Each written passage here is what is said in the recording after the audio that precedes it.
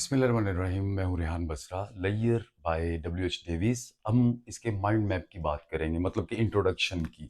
तो आइए, पेज के मिड में हम लिखते हैं पोएम का नाम, दैट इज लैयर। सबसे पहले इस पोएम का हम देखेंगे हिस्टोरिकल कॉन्टेक्स्ट जो है वो क्या है, यानी इसका बैकग्राउंड आप कह सकते हैं उसको। यानी ये पोएम कब पहली दफ़ा पब्लिश हुई थी, तो डेफिनेटली ये अगर पढ़ा जाए तो ये 1911 1911 में ये फर्स्ट टाइम पब्लिश हुई थी। ये जो दौर है ये बेसिकली कहलाता है जॉर्जियन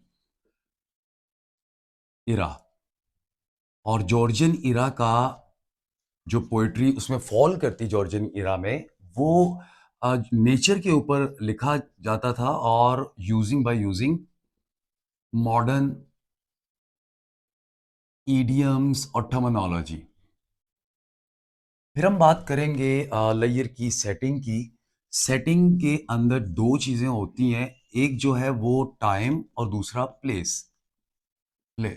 जो टाइम है इसका, जो वेन्यू है वो डे टाइम है, और जो प्लेस है वो कंट्री साइड है। और अगर हम इसके हिस्टोरिकल सेटिंग की बात करें तो वो हमारे पास आ जाएगी जॉर्जियन पीरियड, और उसकी जो प्लेस है वो वेल्स, ब्रिटिश या ब्रिटेन। फिर हम बात करेंगे इसकी टोन की। टोन जो है वो पोएट्स एटीट्यूड होता है, पोएट्स एटीट्यूड। और वो हमारे पास बड़ा पेंसिव है और डाइडेक्टिव, जिसमें पोएट जो है वो टीच कर रहा होता है किसी चीज को। फिर हम बात करेंगे मूड की। जो मूड है वो रीडर्स एटीट्यूड होता है, रीडर्स एटीट्यूड टुवर्ड्स पोम। और ये थॉट प्रोवोकिंग है, प्रोवोकिंग। फिर हम लेयर की स्टेंजाइक फॉर्म की बात करेंगे। स्टेंजाइक स्ट्रक्चर जो है, जो लेयर का स्टेंजाइक स्ट्रक्चर है, ये 7 कपलेट्स और 14 लाइंस पे जो हैं वो उसके ऊपर ये फॉल कर रही है। फिर हम बात करेंगे इसकी फॉर्म की। जो फॉर्म है वो फॉर्मल वर्स है ये, और इसमें सिंपल लैंग्वेज का इस्तेमाल होता है, सिंपल डिक्शन। फिर हम बात करेंगे राइम स्कीम की।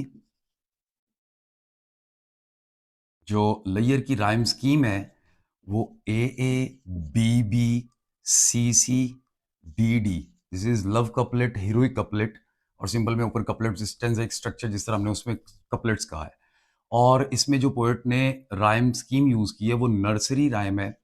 इसको बाज लोग बेबी राइम भी कहते हैं। फिर हम बात करेंगे इसके मीटर की। जो मीटर है इसका वो आयाम्बिक टेट्रामीटर, टेट्रामीटर है, या आयाम्बिक टेट्रामीटर। मतलब 4 मीटर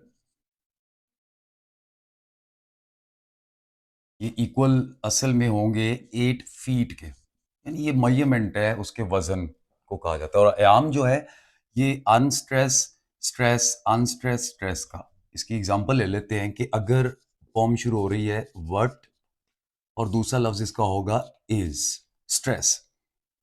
तीसरा लफ्ज जो है वो इसका व्हाट इज दिस, अनस्ट्रेस है, और ये फिर स्ट्रेस आ गया। तो ये इसी स्ट्रक्चर को फॉलो करेगी, like unstress stress unstress stress unstress stress. मतलब इसको जोर दे के नहीं पढ़ना, इसको जोर से पढ़ना है, या स्ट्रेस देना है इसके ऊपर इन सिंपल लैंग्वेज। फिर हम बात करेंगे इसके सेंटेक्स की। जो सेंटेक्स है इसमें अरेंजमेंट ऑफ वर्ड्स आता है सेंटेंस के अंदर, और वर्ड्स और सिलेक्शन ऑफ इवन के वर्ड्स इन अ सेंटेंस है।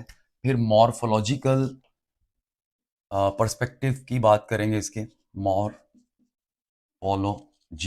यानी वर्ड्स के ऊपर इसमें क्या क्या चीज़ें मौजूद है, और जो सिलेक्शन ऑफ वर्ड्स है according to the setting of the poem, और जो एक्सप्रेशन जो पोएट देना चाह रहा है, क्या वो अल्फाज का इस्तेमाल करके सही अंदाज में वो चीज़ दे भी रहा है कि नहीं।